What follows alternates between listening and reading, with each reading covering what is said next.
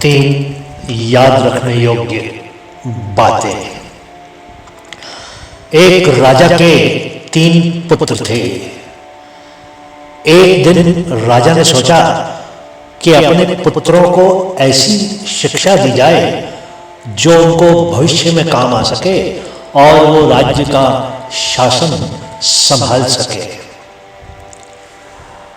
राजा ने अपने पुत्रों को अपने दरबार में बुलाया और कहा, हमारे राज्य में फलों के बहुत से वृक्ष हैं, पर नाशपाती का एक भी वृक्ष नहीं है। तुम तीनों को 4-4 महीने के बाद एक एक करके दूसरे राज्यों में जाना होगा और नाशपाती के वृक्ष के बारे में जानकारी लानी होगी। आकर हमको बताओ कि नाशपाती का वृक्ष कैसा होता है।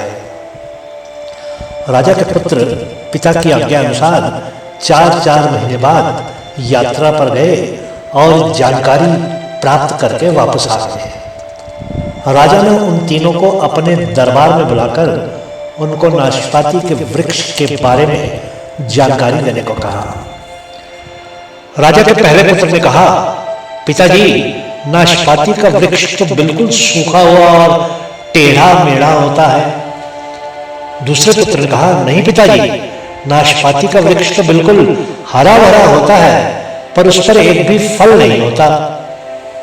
राजा के तीसरे पुत्र ने कहा, आप दोनों शायद कोई दूसरा वृक्ष देखकर आए हैं। मैंने नाशपाती का जो वृक्ष देखा वो तो बहुत ही हरा भरा और फलों से लदा हुआ था। राजा के तीनों पुत्र आपस में वाद विवाद करने लगे। राजा ने उन तीनों को रोका और कहा, तुम तीनों ही ठीक हो और बहस की जरूरत नहीं है। मैंने तुम तीनों को 4-4 महीने के अंतराल पर यात्रा पर भेजा था। तुम तीनों ने अलग अलग मौसम में नाशपाती के वृक्ष को देखा था। तुम इन तीनों अलग अलग अनुभवों से 3 महत्वपूर्ण पाठ सीख सकते हो। पहला पाठ है कि किसी भी चीज की पूरी जानकारी पाने के लिए उस चीज को लंबे समय तक देखना और परखना चाहिए।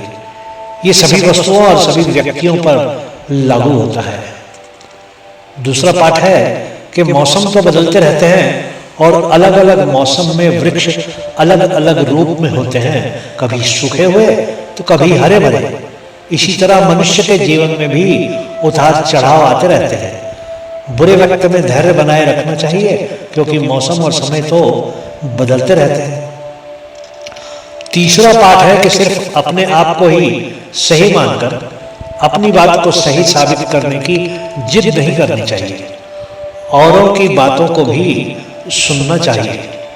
अलग अलग तुम तीनों ने ही नाशपाती के वृक्ष के अधूरे विवरण दिए, पर तुम तीनों को मिलाकर ही नाशपाती के वृक्ष के बारे में पूरी जानकारी मिलती है। ऐसा मत सोचो कि तुम अकेले ही पूरा ज्ञान प्राप्त कर सकते हो। औरों के ज्ञान को भी महत्व देना चाहिए।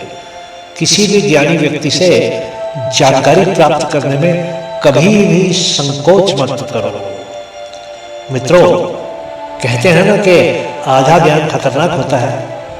कभी भी किसी भी चीज के बारे में बोलने से पहले उस वस्तु या उस व्यक्ति के बारे में पूरी जानकारी ले लेनी चाहिए और वो पूरी जानकारी लंबे समय में ही प्राप्त हो सकती है। स्कूल की किताबों में कुछ ही पाठ होते हैं। एक किताब में 15 या 20 पाठ ही होते हैं और उन पाठों को कहानी के रूप में 15-20 दिन में ही पढ़ा जा सकता है, पर वो पर्याप्त नहीं होता। अध्यापक पूरे वर्ष उन पाठों को पढ़ाता है और उनसे संबंधित बहुत सी और जानकारी देता है जो किताब में नहीं होती।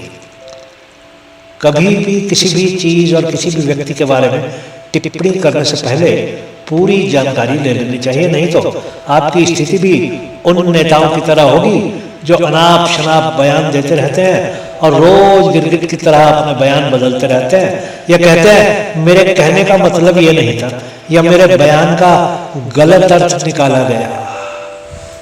कथा सुनने के लिए आपका बहुत बहुत धन्यवाद।